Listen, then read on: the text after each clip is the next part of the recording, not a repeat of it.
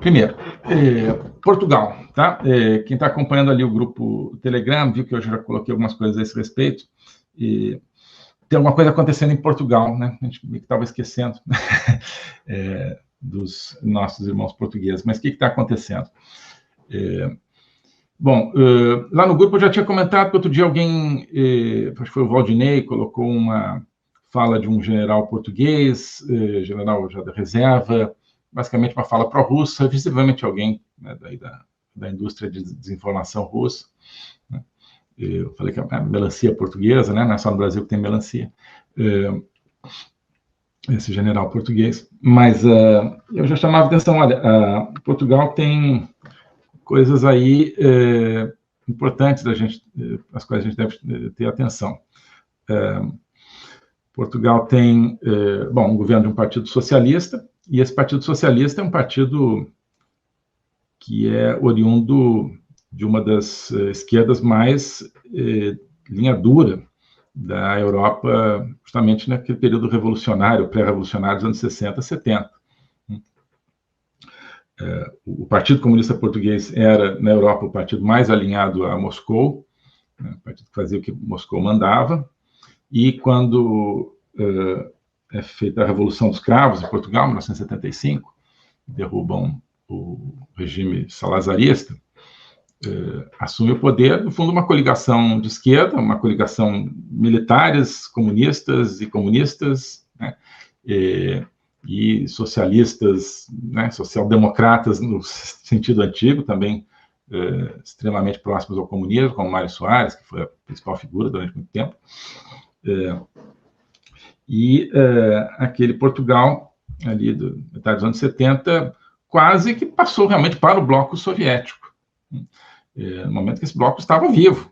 Tinha ali, né, Polônia, Tchecoslováquia, Bulgária, Romênia, tudo isso. Então, Portugal mais distante, né, meio que acenou, falou, queremos também ser parte desse bloco soviético.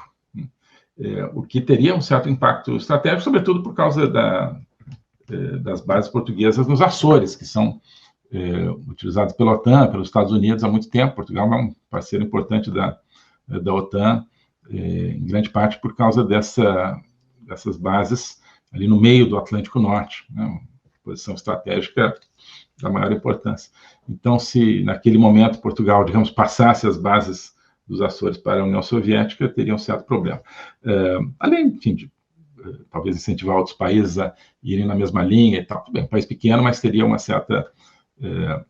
certo impacto.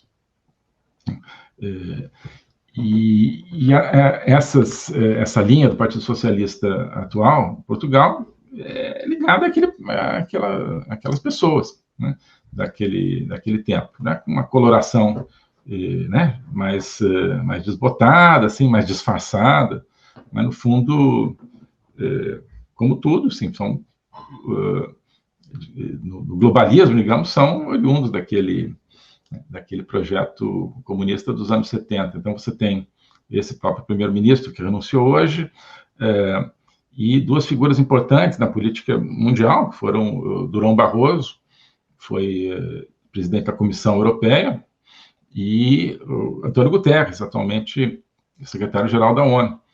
Ambos são oriundos desse caldo de cultura pró-soviético, pró-comunista de Portugal. Então, de certa forma, ajudam a fazer esse trânsito, né, do comunismo para o globalismo, seja o globalismo da União Europeia, com Durão Barroso, seja o globalismo da ONU, com Antônio Guterres.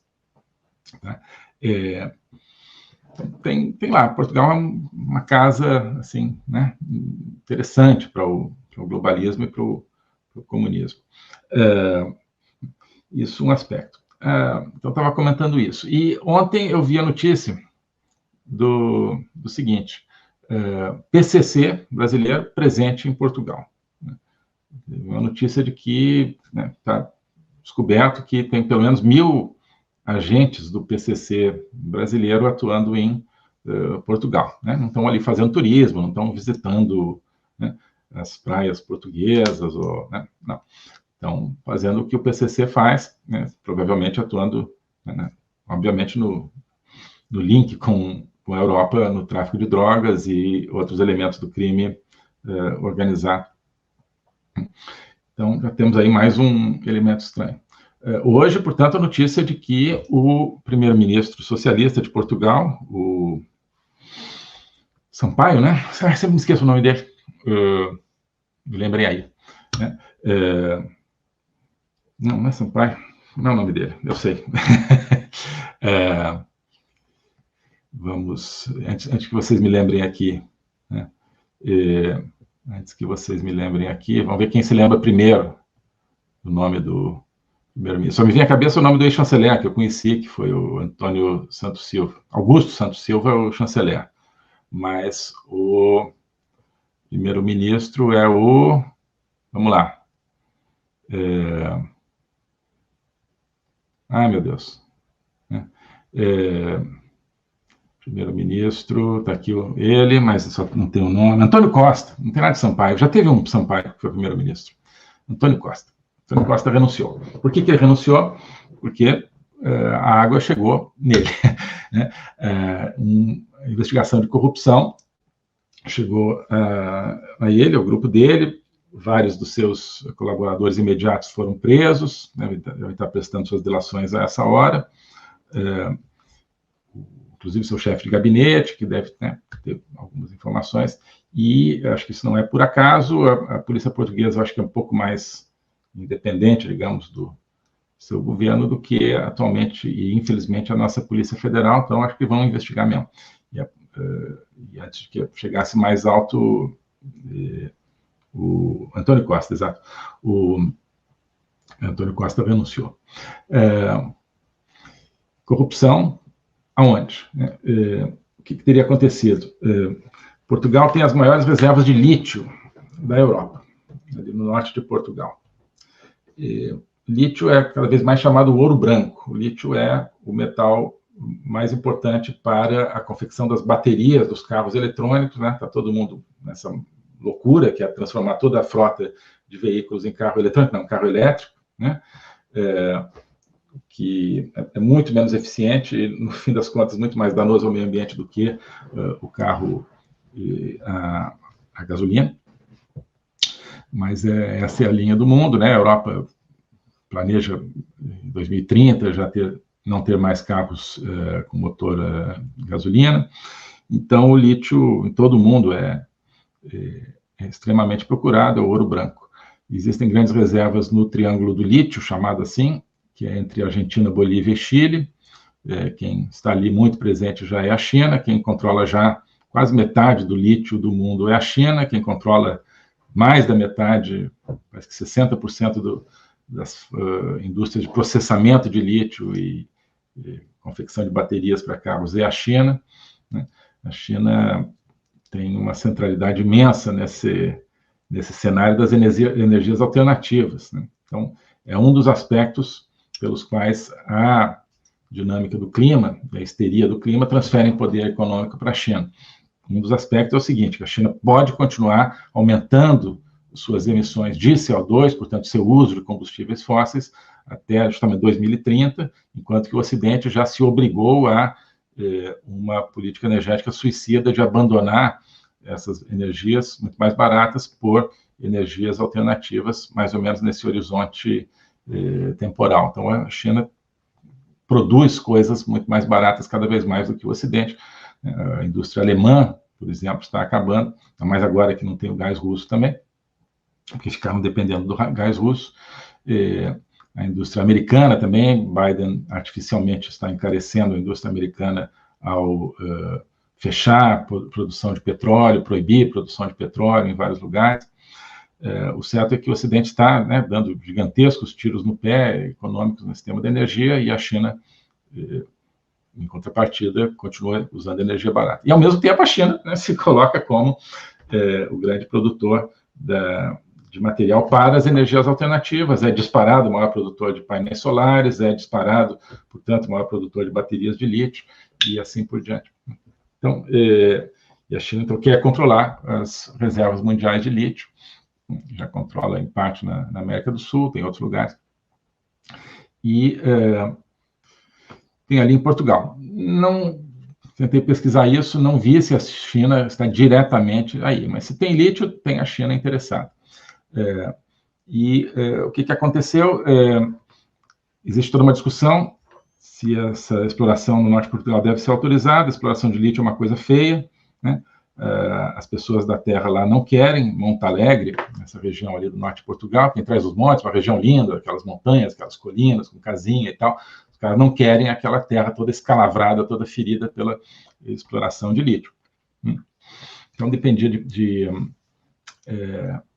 como se diz, autorização ambiental, né? Parece que o Antônio Costa, primeiro-ministro, né, deu uma ajuda a certas empresas para obterem essa autorização ambiental e teria dado uma ajuda para uma empresa que não estava no contrato inicial, para que entrasse no contrato inicial, que é a tal de Luso Recursos,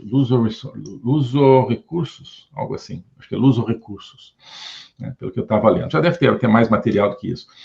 Então, quem quiser ir pesquisar, deve ter coisa interessante lá. Então, temos aí uma combinação, né, como eu chamei, um coquetel globalista, né, potencialmente explosivo aí em Portugal. Quer dizer, políticos oriundos de uma sementeira comunista, políticos ligados ao globalismo de hoje, né, da ONU, da União Europeia, uma penetração do crime organizado brasileiro, portanto, latino-americano, portanto, Foro de São Paulo e em Portugal, corrupção e lítio, né, com certamente algum interesse da China ali atento, não sei se direto ou indiretamente.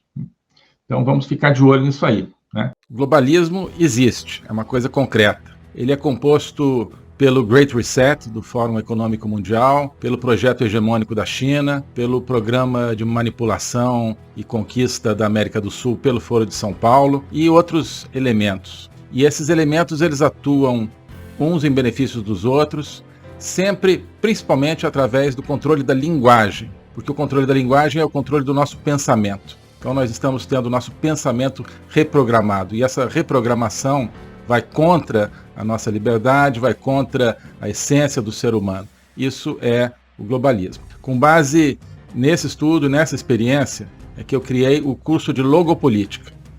Toda semana eu dou aulas sobre geopolítica, literatura, filosofia, cultura de um modo geral, tudo isso em conjunto formando um espaço de conhecimento que eu denomino a logopolítica, para nós não apenas entendermos a ameaça do globalismo, mas podermos nos contrapor a ela. Se você quiser entrar nesse projeto de conhecer o globalismo e enfrentar o globalismo, clique aqui